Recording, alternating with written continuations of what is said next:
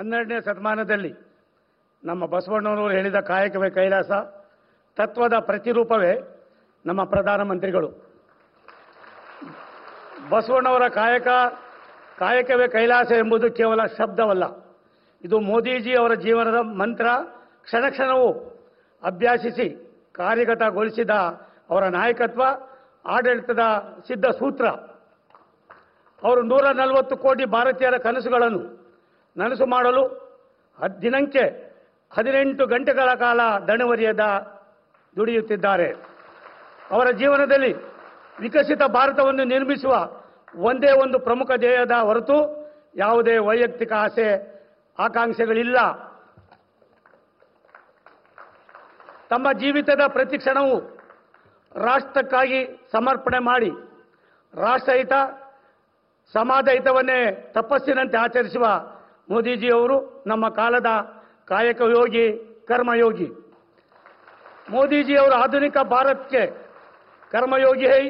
महात्मा बसवेश्वर और वचन में जो पता को है कायक योगी मोदी जी है. We can see work is worship in Modi ji life. ऐसे महान व्यक्ति का मार्गदर्शन में केंद्र सरकार में मैं काम कराना मेरे लिए बहुत सौभाग्य का दिन है. ವಿಕಸಿತ ಭಾರತದ ನಿರ್ಮಾಣದ ಸಂಕಲ್ಪದ ಹೊಣೆ ಹೊತ್ತಿರುವ ಮೋದಿಜಿ ಅವರ ನಾಯಕತ್ವದಲ್ಲಿ ಭಾರತ ಯಾರ ಎದುರು ತಲೆಬಾಗುವುದಿಲ್ಲ, ಕೈ ಚಾಚುವುದಿಲ್ಲ. ದುಷ್ಟ ಉಗ್ರರನ್ನು ಹುಟ್ಟಡಗಿಸಲು ಸರ್ಜಿಕಲ್ ಸ್ಟ್ರೈಕ್, ಏರ್ ಸ್ಟ್ರೈಕ್ ಅಲ್ಲದೆ ಆಪರೇಷನ್ ಸಿಂಧೂರದಲ್ಲಿ ತೋರಿದ ಪರಾಕ್ರಮ, ಜಮ್ಮು ಕಾಶ್ಮೀರದ 370ನೇ ವಿಧಿಯನ್ನು ತೆಗೆದುಹಾಕುವ ದಿಟ್ಟ ಧೈರ್ಯಶಾಲಿ ನಿರ್ಧಾರವಿರಬಹುದು.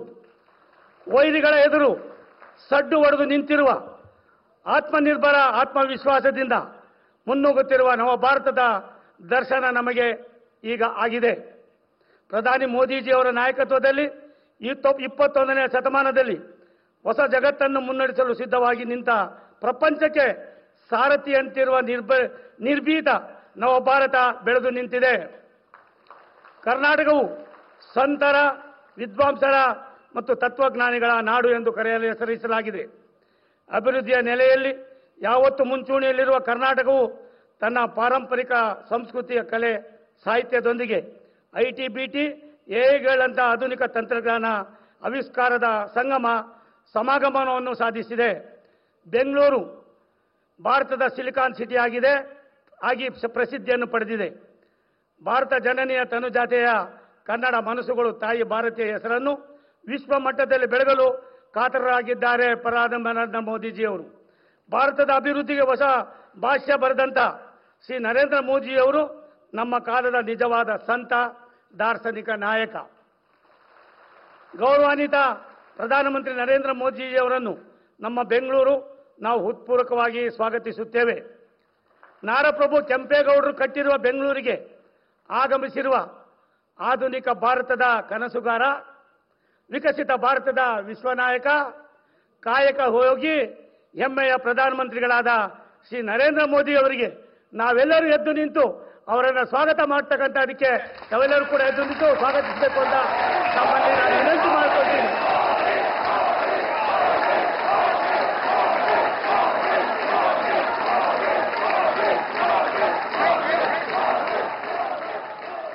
ಈ ಕಾರ್ಯಕ್ರಮಕ್ಕೆ ಆಗಮಿಸಿರುವ ಘನತೆವೆತ್ತ ಮಾನ್ಯ ರಾಜ್ಯಪಾಲರಾದ ಶ್ರೀ ತಾವರ್ಚಂದ್ ಗೆಹ್ಲೋಟ್ ಅವರಿಗೆ, ಕರ್ನಾಟಕ ಸರ್ಕಾರದ ಸನ್ಮಾನ್ಯ ಮುಖ್ಯಮಂತ್ರಿಗಳು ಹಿರಿಯರು ಆಗಿರ್ತಕ್ಕಂಥ ಸನ್ಮಾನ್ಯ ಸಿದ್ದರಾಮಯ್ಯ ಸಾಹೇಬರಿಗೆ ತುಂಬ ಹೃದಯದ ಸ್ವಾಗತವನ್ನು ಕೋರ್ತಾ ಇದ್ದೀನಿ.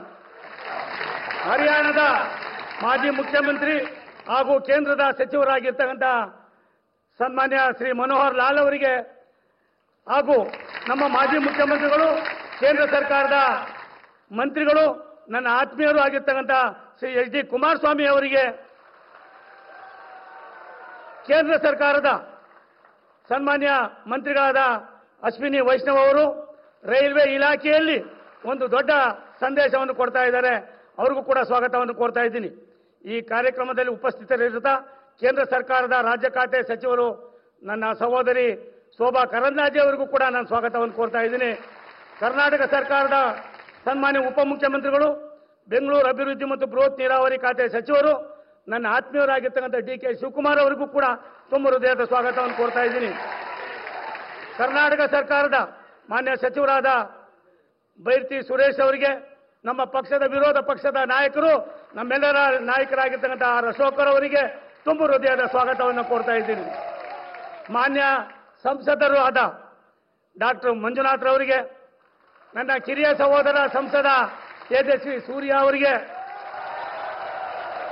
ಶಾಸಕರು ನಮ್ಮ ಪಕ್ಷದ ಅಧ್ಯಕ್ಷ ಆಗಿರ್ತಕ್ಕಂಥ ಸನ್ಮಾನ್ಯ ವಿಜಯೇಂದ್ರ ಅವರಿಗೆ, ಇಲ್ಲಿ ನೆರೆದಿರುವ ಮಾಧ್ಯಮ ಮಿತ್ರರು, ನಮ್ಮ ಮೆಟ್ರೋ ಸಂಸ್ಥೆ ಅಧಿಕಾರಿ ಸಿಬ್ಬಂದಿ ವರ್ಗದವರು, ನನ್ನ ಪ್ರೀತಿಯ ರೈಲ್ವೆ ಪರಿವಾರದ ಸದಸ್ಯರು ಹಾಗೂ ಬೆಂಗಳೂರಿನ ಎಲ್ಲ ನಾಗರಿಕರಿಗೆ ಈ ಕಾರ್ಯಕ್ರಮದಲ್ಲಿ ಟಿವಿ ಮತ್ತು ಸೋಷಿಯಲ್ ಮೀಡಿಯಾದಲ್ಲಿ ನೇರ ಪ್ರಸಾರದಲ್ಲಿ ವೀಕ್ಷಿಸುತ್ತಿರುವ ಸಮಸ್ತ ಕರ್ನಾಟಕ ಕನ್ನಡದ ಮತ್ತು ಭಾರತ ದೇಶದ ಮಹಾಜನತೆಗೆ ನಾನು ತುಂಬ ಹೃದಯದ ಸ್ವಾಗತವನ್ನು ಕೋರ್ತಾ, ಬಂದಿರತಕ್ಕಂಥ ಎಲ್ಲ ರಾಜ್ಯಸಭಾ ಸದಸ್ಯರು, ವಿಧಾನಸಭಾ ಸದಸ್ಯರು, ಮಾಜಿ ಸದಸ್ಯರು, ಜನಪ್ರತಿನಿಧಿಗಳು ಹಾಗೂ ಬಂದಿರತಕ್ಕಂಥ ತಮ್ಮೆಲ್ಲರಿಗೂ ಕೂಡ ಮತ್ತೊಮ್ಮೆ ತುಂಬ ಹೃದಯದ ಸ್ವಾಗತವನ್ನು ಕೋರಿ ನನ್ನ ಮಾತನ್ನು ಮುಗಿಸ್ತೀನಿ. ನಮಸ್ಕಾರ.